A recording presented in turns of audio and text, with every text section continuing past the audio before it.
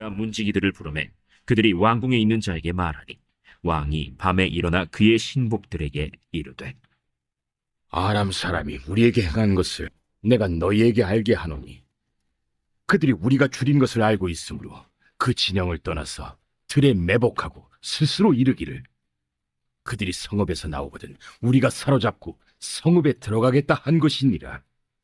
그의 신하 중 한 사람이 대답하여 이르되 청하건대 아직 성중에 남아있는 말 5마리를 취하고 사람을 보내 정탐하게 하소서. 그것들이 성중에 남아있는 이스라엘 온 무리 곧 멸망한 이스라엘 온 무리와 같으니이다.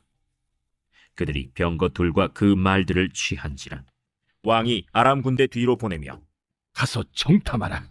그들이 그들의 뒤를 따라 요단에 이른즉 아람 사람이 급히 도망하느라고 버린 의복과 병기가 길에 가득하였노라. 사자가 돌아와서 왕에게 알리니 백성들이 나가서 아람 사람의 진영을 노략한지라. 이에 고운 밀가루 한 스아에 한 세겔이 되고 보리 2스아가 한 세겔이 되니 여호와의 말씀과 같이 되었고 왕이 그의 손에 의지하였던 그의 장관을 세워 성문을 지키게 하였더니 백성이 성문에서 그를 밟음에 하나님의 사람의 말대로 죽었으니 곧 왕이 내려왔을 때에 그가 말한 대로라.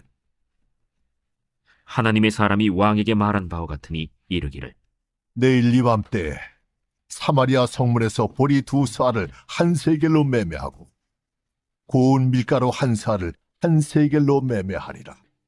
그때에 이 장관이 하나님의 사람에게 대답하여 이르되 여호와께서 하늘에 창을 내신들 어찌 이 일이 있으랴? 내가 내 눈으로 보리라. 그러나 그것을 먹지는 못하리라. 하였더니 그의 장관에게 그대로 이루어졌으니 곧 백성이 성문에서 그를 밟음에 죽었더라. 은 말씀하신 것을 반드시 성취하십니다. 우리는 이런 하나님을 신실하신 하나님이라고 찬양합니다. 능력에 제한이 없으신 하나님은 말씀하신 것을 반드시 이루십니다. 하나님이 베풀어 주신 은혜는 우리에게 완전합니다. 성도는 신실하신 하나님을 온전히 신뢰해야 됩니다. 하나님을 신뢰함에 편견이나 고정관념이 없어야 되는 것이죠. 성문을 지키는 문지기들은 나병 환자들의 말을 즉시 왕궁에 보고합니다. 하지만 왕은 아람 군대가 도망갔다는 소식을 쉽사리 믿지 못하죠. 그는 신하들과 의논하면서 아람의 함정일 수 있다라는 주장을 펴니다. 하나님이 하시는 일은 사람의 생각으로는 불가능에 가깝습니다. 하지만 하나님은 홍해도 가르시는 분이죠. 우리는 하나님이 행하시는 일을 제한하지 말아야 됩니다.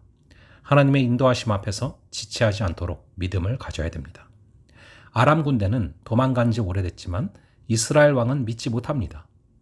아람 군대가 사라진 것은 자신들을 유인해내려는 함정이라고 단정짓기까지 합니다.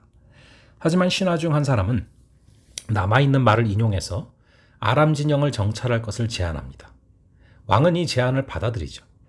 성도는 신앙생활을 하면서 항상 열린 마음을 가지고 하나님의 인도하심을 구해야 됩니다.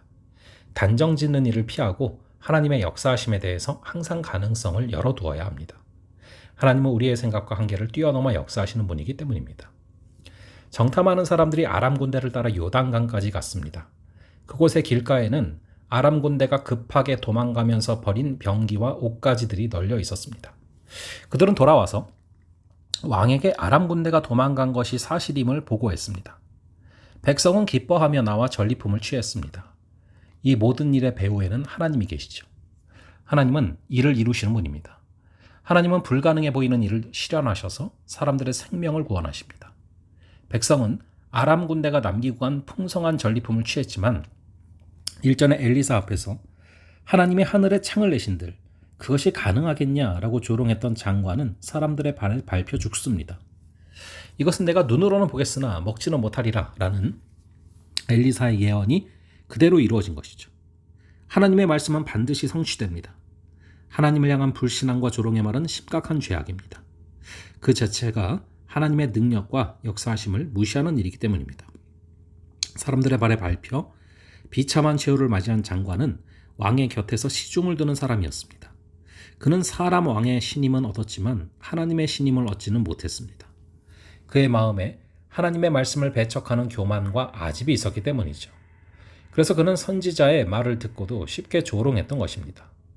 성도는 사람에게 잘 보이려고 하기보다는 하나님 앞에서 믿음 갖기를 힘써야 됩니다. 하나님은 말씀을 붙들고 순종하기를 애쓰는 사람을 기뻐하시는 것이죠. 하나님은 말씀하신 것을 반드시 이루십니다.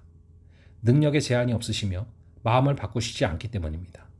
신실하신 하나님은 약속하면 지키시는 분입니다.